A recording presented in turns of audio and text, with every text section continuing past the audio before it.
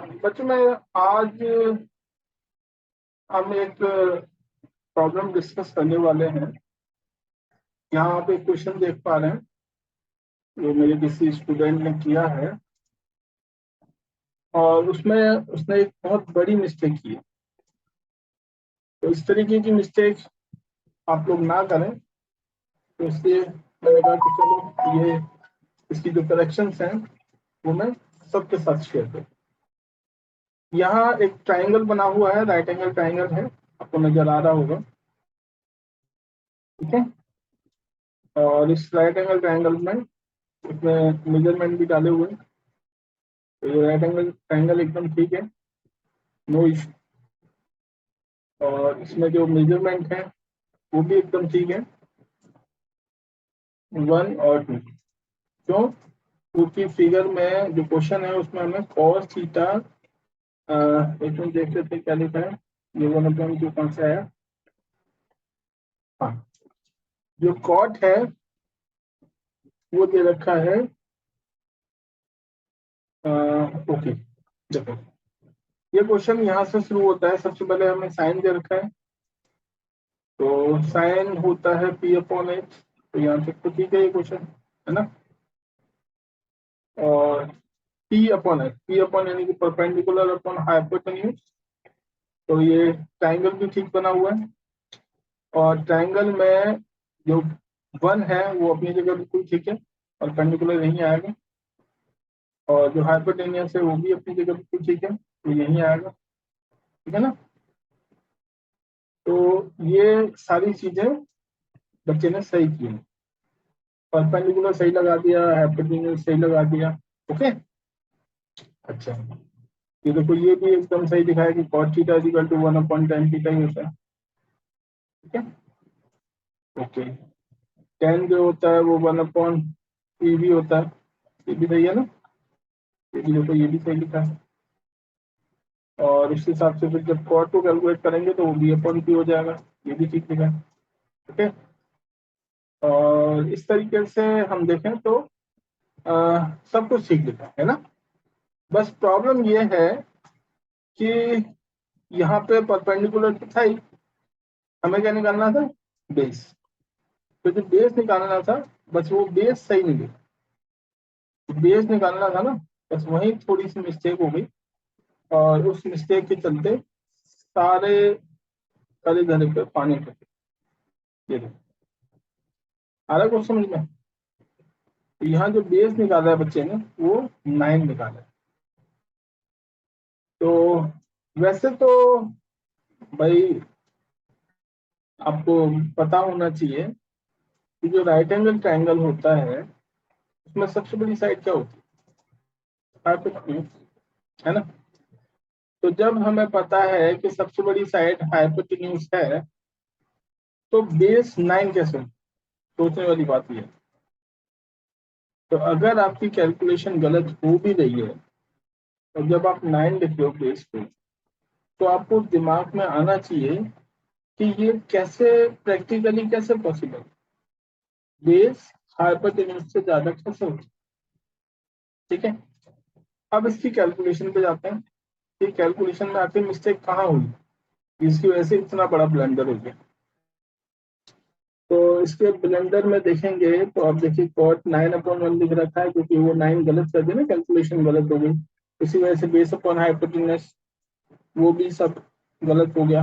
तो base upon hypotenuse में तो यहाँ ये भी मिस्टेक कर रखी है कि बेस अपॉन हाइपोटेन्यूज अगर हमें कैलकुलेट करना था, तो बेस तो हमने ठीक है कैलकुलेट किया 9, बट हाइपोटेन्यूज तो हमें दे ही रखा था ना। तो जो चीज हमें दे रखी थी वो, उसमें हमें मिस्टेक कैसे कर दिया हमने, ये देखो। तो यहाँ ये भी मिस्टेक कर रखी है। बेस अपॉन हाइपोटेन्यूज, यानी बेस तो आपने 9 कैलकुलेट किया, तो हाइपोटेन्यूज 1 क्यों लिख दिया, हाइपोटेन्यूज तो 2 था। समझ आ रही बात। तो ये क्वेश्चन मैं इसलिए डिस्कस कर रहा हूँ कि इस तरीके की गलतियां कभी भी नहीं होनी चाहिए।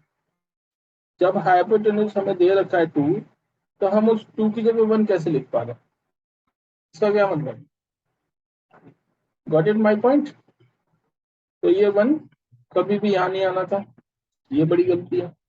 दूसरी बड़ी गलती ये है कि जब आपका बेस 9 आ रहा था, ठीक है आपकी कैलकुलेशन मिस्टेक है, मैं मानता हूँ कि कैलकुलेशन मिस्टेक है, किसी से भी हो सकती है, लेकिन आप इतना तो सोच ही सकते हो ना कि भाई hypotenuse is the longest side, right angle triangle में hypotenuse is the longest side.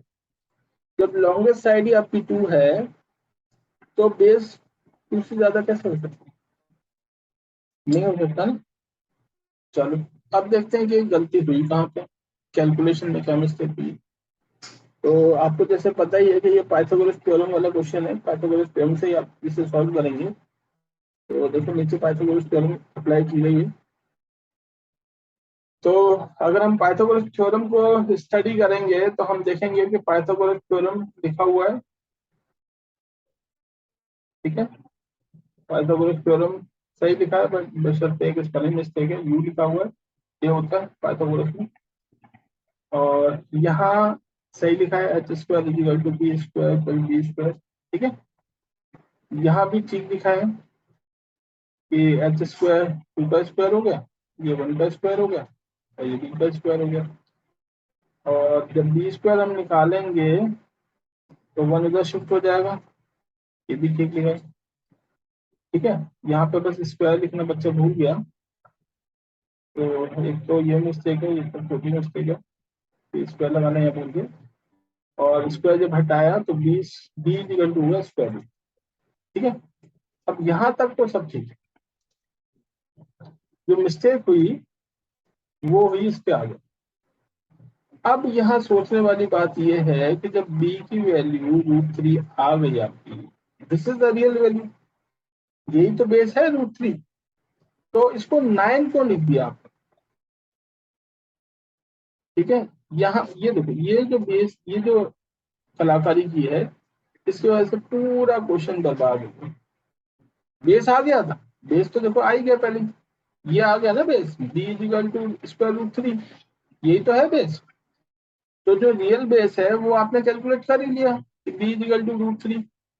तो जब b इक्वल टू √3 आ गया आपके पास, फिर आप जाके उसे 9 लिख रहे हो और अपने पूरे क्वेश्चन को बर्बाद कर रहे हो, ये तो नहीं होना चाहिए ना। ये नहीं, कितनी मतलब रिग्रेशन है, टीचर को कितना पछतावा होगा। ये देखो मैंने बच्चे को समझाया सिखाया, बच्चे को खुद कितना रिग्रेशन होगा कि भाई मैंने सारा क्वेश्चन समझा, सारा कुछ ठीक किया, सब कुछ सही कर दिया, और क्वेश्चन सही करने के बाद जब हमारा बेस आ ही गया √3, फिर हमने उसे एक स्टेप बढ़ा के गलत कर दिया। जब b इक्वल टू √3 आ गया हमारा, तो b इक्वल टू 9 कैसे हो सकता है, तो किसी भी तरीके से नहीं हो सकता, ठीक है। अगर b इक्वल टू √3 है हमारा, this is the right answer. और अगर b इक्वल टू √3 आ गया हमारा, तो b इक्वल टू 9 तो कभी नहीं होगा। हाँ, b की पावर 4 9 हो सकता है, b की पावर 4 वो 9 हो सकता है, क्योंकि जब आप √3 को 4 बार मल्टीप्लाई करोगे तब जाके वो 9 बनेगा, पता है ना। क्योंकि जब √3 को √3 से मल्टीप्लाई करते हैं तब जाके वो 3 बनता है। तो ये हो जाएगा 3 मल्टीप्लाई बाई 3 इक्वल टू 9। तो इस तरीके की चाइल्डिश जो मिस्टेक्स हैं वो बिल्कुल एक्सेप्टेबल नहीं है, ये आपको पूरे क्वेश्चन को बर्बाद कर देंगे। जहां आपको पूरे पूरे मार्क्स मिलने वाले थे वहां आपको मिलेगा 0। Okay, so don't do such type of mistakes. Okay, be careful. Thank you very much.